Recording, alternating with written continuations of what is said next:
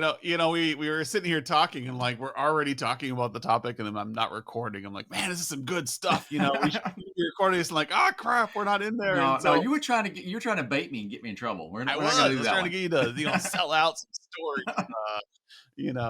of people. We were Oh, talking, this whole episode is the value of authenticity, and we had a great meeting with a prospect yesterday, and we were talking to them about like Lotus Notes, and migrations yep, and stuff from back in the day. yep. And you can't make this stuff up. Like you have to No. have been there, you Yeah. know, to have conversations on this stuff. So, you've got a salesperson, you've got like these people who are very genuine, they're really good at connecting with people. But then there's that person you can relate to. And you're like, Yeah. yeah, yeah, I remember Lotus Notes about migrations. I remember moving from Corel Word Perfect to Office, and we Uh-huh. remember the browser wars of the 90s. And you can relate to me now because, oh, you have been there. You're not just some guy who created a software company and created a tool for me so you can make money. You created a tool because you're an engineer who saw a problem. Yeah. And And those so connections, I mean, it's those struggles sometimes, or just the shared passions, whether you love it or hate it. And so, our topic, just briefly with him, was Lotus Notes. And for those of you who don't know, back in the day, that was a very powerful, um, well, okay, it was a big piece of software. We'll stop there. It was a big a piece of lot, software. a Yeah, lot. it was a lot. And so we all have our feelings and our connections to that. And so when he mentioned it, oddly enough, so this is probably a interesting topic for another podcast, but he said they just onboarded a couple of customer or cut one customer, and they still had a couple of those old Lotus Notes servers online. So anyway, it was an instant We get connection those for Adam and fairly I. often. We get those people who are still running Lotus Notes because it is a solid system, or it's so interconnected into their business models Yes, that and you that's it. just you can't get rid of it and it works. And so we see those every once in a while amongst MSPs that come in like, oh yeah, we still have some Lotus Notes customers. And like, oh cool.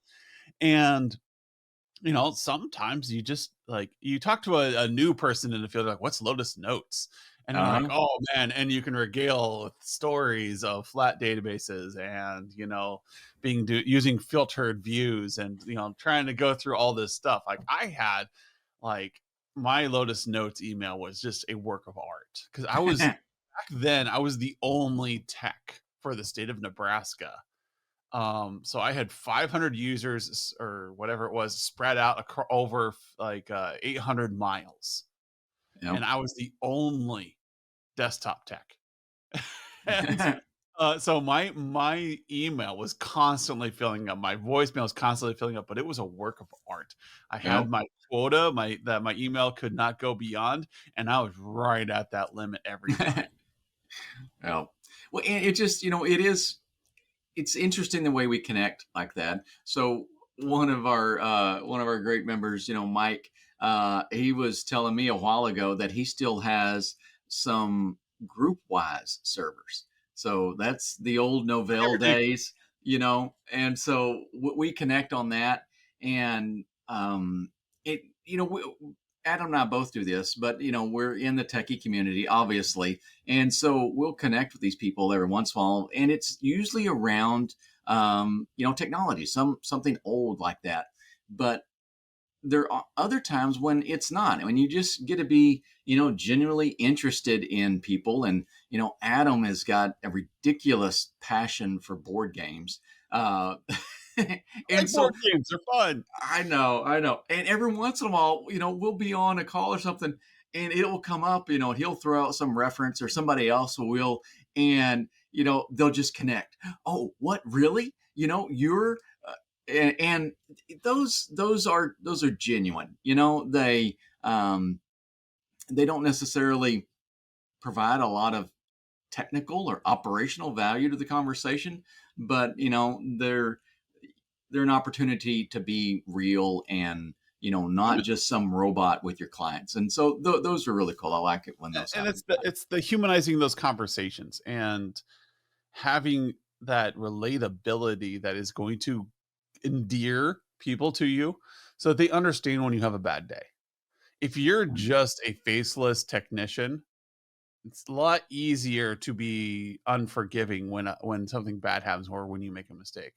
But if you're the guy who they talk or girl that they talk board games with, when you come on site, if you're the person who has like four adopted kids and you're the person who likes to travel and camp, now you're somebody different. yeah. Now you have a relationship that matters versus just being another like faceless person. Faceless person can be replaced. Mhm. Genuine connection cannot.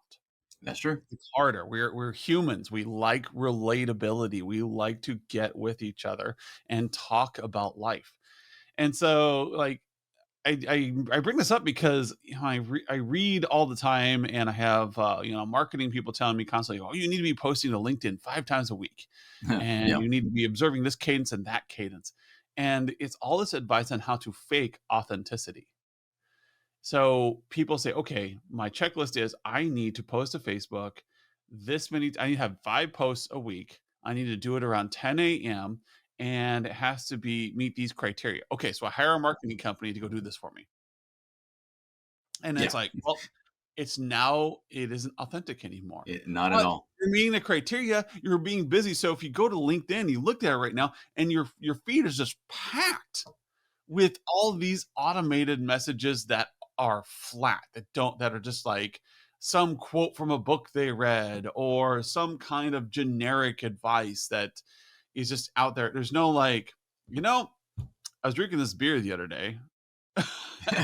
Yeah. Or like, I was just telling some of the people in our pitch group, like, just this morning I was meeting with Skip and Sebastian, and I got up to go get some coffee, and my leg was dead asleep. Yeah. And I just crashed to the floor over I the heard it off side of camera. I could hear you stumbling around over there. I got a big kick out of it. Thank you, by the way. and so like I'm like, "Oh no, did I snap my ankle?" I'm like trying to pick Mm. myself up off the ground here. And in the meantime, Sebastian and Skip are over there just laughing their butts off. Because what is he doing? Like, oh, my leg's Yeah. asleep. And being genuine in that makes good conversation. Post about that on Facebook. Yeah. Like, I'm sure other people have situations where they were on a Zoom call and something embarrassing happened and they tried to cover it up. Yeah. I like board games, and it Yeah. shows. Like I have a lot of fun. You look at my shirt here, and it's like because I'm the DM. That's why. Yeah. I play D I and did D, and I'm see proud that. of it. I'm happy to be on a podcast and put myself on YouTube wearing this shirt because I love this stuff. Yep. And it's part of who I am. And but people are like, "Oh, you need to wear a suit, or you need to wear a button-up shirt or a polo with your logo on." Like, no, screw that. I'm going to wear this. Now, I think some people take it a little too far, and I think if I swear like a sailor and I create this personality, Yeah. Yeah. no, that's not genuine. Maybe that's really who you are, but you're just being shocked. You're being a Howard Stern. Yeah.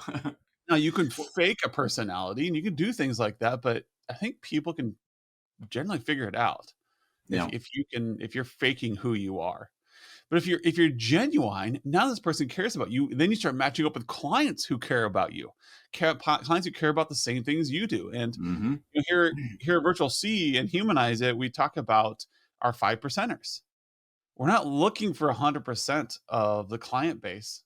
We're looking for the 5% of people who relate with us, who get what we're doing. And if they get it, then that's a great client to have. Yeah. And that's part of we need to be genuine with the people who are all across the table from us so that they can decide, oh, is this a good match for us? Because sometimes it's not. And after a session, Skip and I'll Yeah. like look at each other and be like, yeah, they're not one of ours. Yeah. Well, And it's obvious. They want to automate everything. They don't want to be genuine in their connections. They want to be efficient.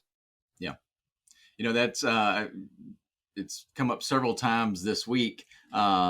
And I do a little section when we have members join our platform, and I do an onboarding session with them, and we take some clients and we run through the process of the tools and all this to get them up and going. And I always tell everybody, I give them some parameters, some suggestions about, your validation clients. Which clients are you going to start with, to kind of prove this process out and get yourself up and running. And I tell everybody we try for 5, and there's like a bonus one on there, either your 5th one or your 6th one. And I tell everybody it's that one client. I need that picture from that old Billy Crystal movie. What was it? City Slickers Yeah, and Curly, that one, he's talking about that one, one everybody's got thing. that one One thing. Everybody's got that one customer, and it's kind of a race. I tell everybody, whether this customer is going to fire you first or you're going to fire them first, and there's a great thing that comes through that. One, you can obviously turn that client around, but sometimes you get that validation that, no, this is not the business I want to be in with these people. They need to go. And understanding when things don't line up, understanding when, hey, this is one of those instances that not all business is good business, and when we need to move on. So we do that too many times. I think, especially technical people, because maybe I'm just taking this personally and from my perspective, but we kind of know our stuff, and we show up to engagements with the preconceived notion maybe that we have all the answers, and we don't listen enough. And without that listening, it's going to be really hard to be authentic. I mean, you can be an authentic jerk, I guess, but if you want to, connect and get some value out of that, you've really got to stop and listen, so that you can be genuine with your clients, and they can understand you and you can understand them. what were you just saying? Exactly. Yeah, for me, like, genuinely listening is an interesting experience because I, clinically diagnosed ADHD here. So I'm sitting here watching somebody talk, and I've got all these spin-off things that I'm Hmm. like, oh, that's interesting. I can relate to that. I can relate to that. I can relate to that.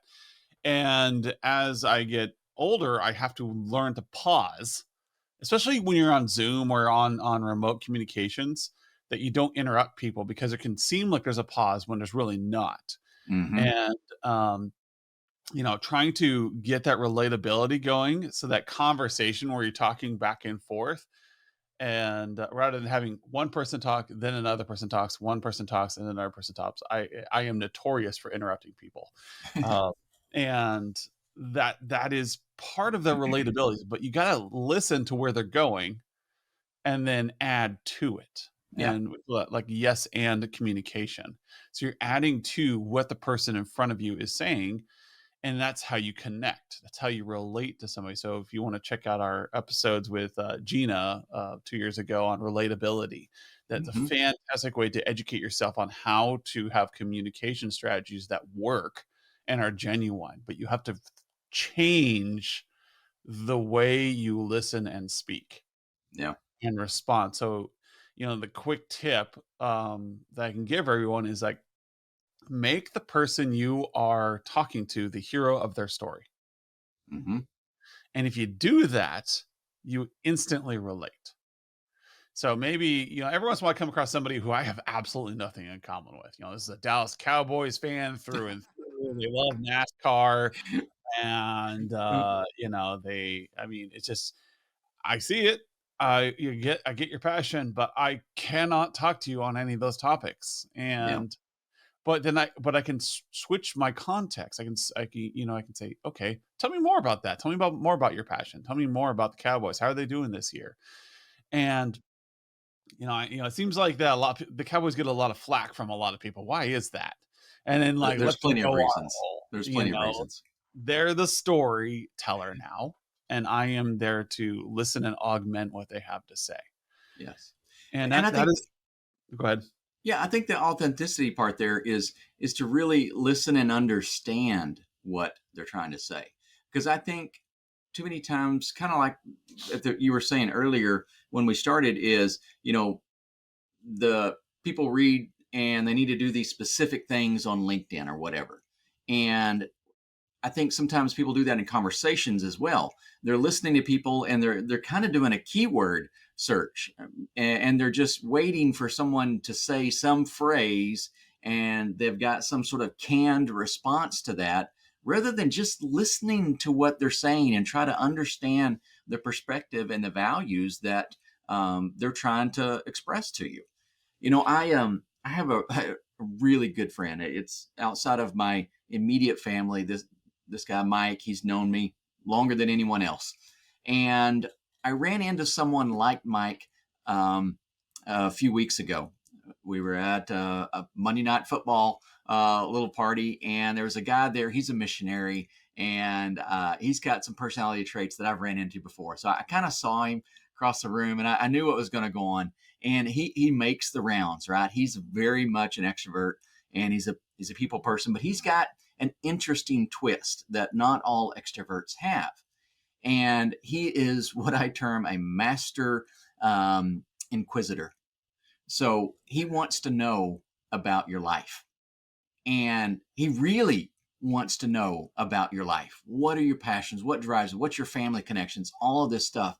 And I knew I saw him coming, and sure enough, he went down that road. And I kept trying to pivot because he's kind of an interesting guy, and I wanted to learn more about what he was doing, and I wanted to hear some of his stories. He's spent 30 years, I think, on the African continent doing all kinds of amazing things, and I wanted to get that, but he was just pecking away at what was going on. And the really interesting deal is, so we go back and forth. I'm kind of dodging his inquisitions, and he's still digging further. And we go all the way back to what we did earlier and some of our earlier passions. And Taekwondo comes up. All right, interesting sort of deal. I've been doing Taekwondo since 1984, and I kind of had throughout the little caveat is like, now the Taekwondo I do is not like what you see on the Olympics. It's a little different. I guess we're kind of the hardcore old style stuff. I mentioned something, and he says something else, and I asked him two little questions, and all of a sudden we realized he and I connected all the way back to his was the late 70s and mine was the early 80s, and we were involved with the same organization, and it's a small group, it was just an interesting dynamic, but we made this real connection. And to be honest, it's because he wouldn't quit with the questions, the genuine questions. He wasn't running through a list. He was genuinely interested in me and my life, and we worked through that. And as a result, I feel much more connected to this person now than before. I thought he was an interesting guy. I'd heard him speak, and heard some things about him. Already thought positively above him, but now I've got this personal connection with him, and it's changed the relationship, all because he was genuinely interested in understanding me. Yeah, and the value of that authenticity is that you are now a human being to him, and he is to you. And so we were joking earlier while we were warming up for this podcast. It was, do you really know your client, Oh no, or do you just want their money? you just want their money. Yeah, If you're just in it for the money, you know what that makes you. yep, That's right. And yeah, it's that relatability. It's the relationship that makes loyalty.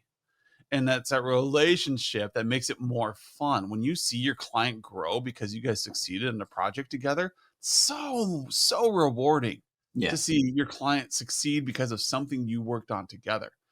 Versus you went there, you serviced them, you came back, you got paid. You know, think about that for a minute. Just really digest what I said. yeah, Now, being authentic with them means like, is this somebody you care about? What is their business? How do they do it? Do you think hmm you can learn that in a 5-minute conversation over the phone? No. It's going to take some pints of beer. It's going to take a couple cups of coffee where you sit down and they tell you the story of who they are and what they're trying to do. yeah. How many acquisitions have they gone through? How many partners have they had in their business? What were their successes over the last year? What are the biggest failures? You know, what have they learned? What can you learn from them? Hmm. Genuinely, like, what can you learn from them? These are other business leaders. They have things to teach you, whether you like it or not. They may be the biggest jerk of a client on the planet. There are things you can learn from them, and that's okay. You don't Yes. have to know everything. We say that all the time on this podcast. When you're Yeah. talking to a business, you don't have to know everything. You can learn something from the person across the table from you. If you walk in with that mindset of relating to them and making them the hero, your conversations get a bit more real. Find something you have in common. Pretend like this is a date, people. Now, some of you don't do this because you Yeah. don't. Hold on there. Yeah. Best. Don't need any. Yeah. But the idea is get to know them and then find ways to relate. And then when you start thinking of projects to propose to this person, you're not just picking up the canned projects with the biggest margins. You're thinking, oh my gosh, they could really use this piece of technology. It would help Hmm. them meet their goals because it's going to allow them to do X, Y, and Z because you genuinely know what they care about. And then because of that relatability, now you genuinely want to see them succeed. Well, This and, is value. yep. And let me take the introverted techie approach. All right. I can identify strongly with that one. And I said something a few minutes ago, forgot exactly what it was, but I said something and I kind of imagine that, if we had some really techie people in the conversation, you might not be hearing the podcast right now because you might have just stopped and said, no, this is not for me.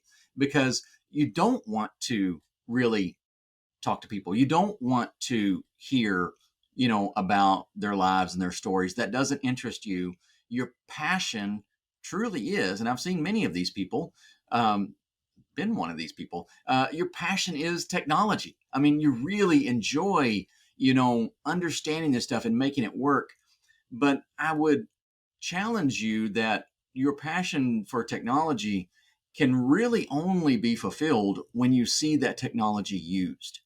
Yep. So, to build a giant server farm, to spin up this amazing array of, dynamic resources and high performance and all this kind of stuff, it needs users.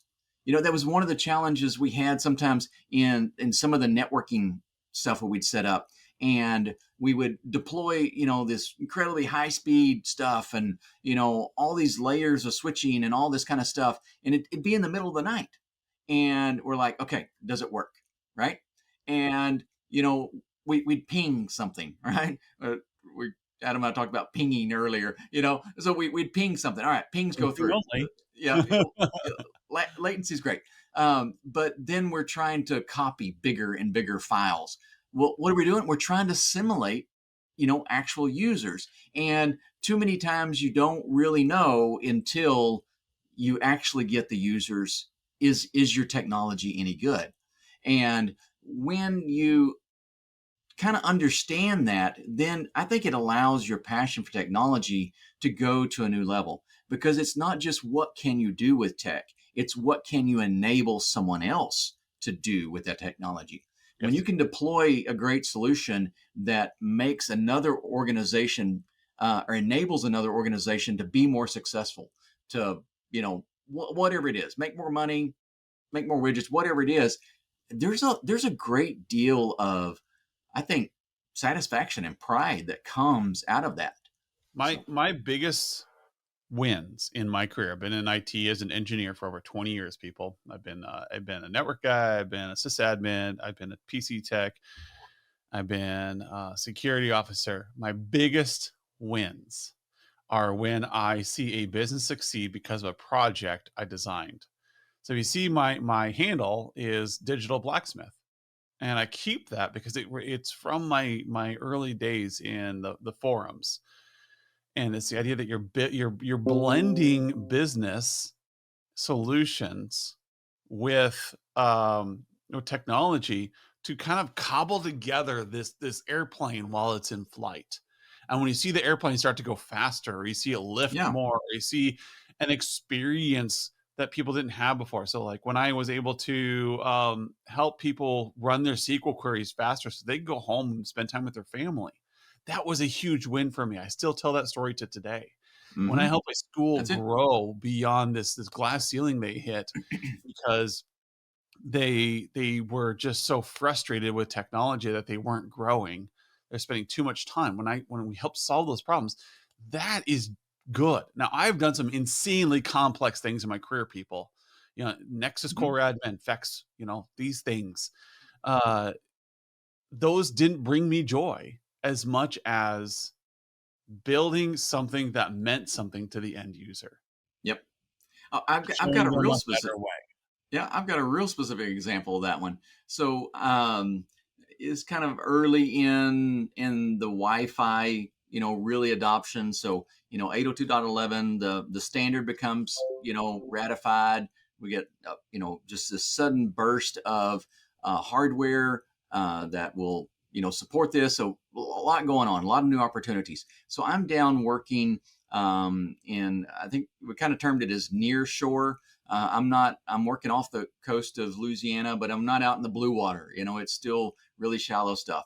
And we're doing some exciting stuff down there. Now, those of you that have worked, in those offshore capacities, that water brings a dynamic to communications, right? In a variety of ways. And so we'd had challenges communicating with these guys that are just a little ways offshore. And so I rolled in and I had this great idea. I mean, I'm sitting back in the desert in Midland, Texas, and I'm thinking all this out. I've got great diagrams. I'm looking at specs and buying hardware, and I'm thinking this will work. And I roll it out there, get on the boats, I go to the platforms, I set all this stuff up, and it does. It works amazingly. And but something breaks. And so 6 months later, I'm back out there and I'm on the phone with Cisco. And I'm like, hey, I'm needing some help troubleshooting this. Something's happened. I can't figure out why my leak won't work. We go through the whole deal, and I'd gotten escalated, up the chain. And I get a fairly senior Cisco TAC engineer who reviews everything and then comes back and flatly says, that won't work. That's not possible with this configurations. And it was this amazing moment where I got to give the little theatrical pause and said, well, I've had it running this way for the last 6 months. And his response was, really? And so it was awesome. So that for me is extremely gratifying.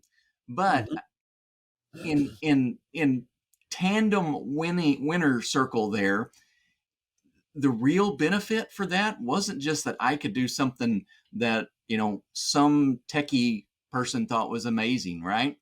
The real win there was the guys working on that platform said, when we got it back up and running, they were like, thank you so much. This has made our lives so much easier because now we can fax our grocery list into the store at the docks.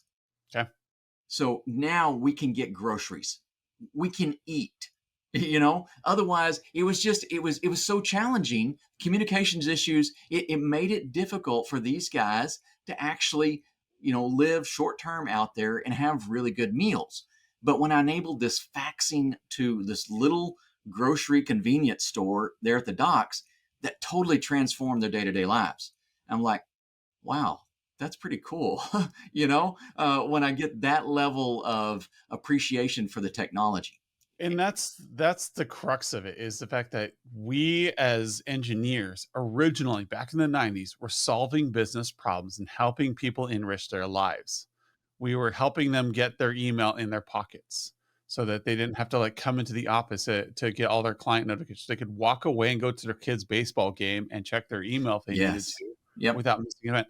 You're able to order online groceries. You're able to do something you couldn't do before that was causing you a problem in your business. And that is how we as engineers should be looking at the world and how you relate to the business. But you have to understand the client in front of you's problems before you can create a relatable solution. Hmm.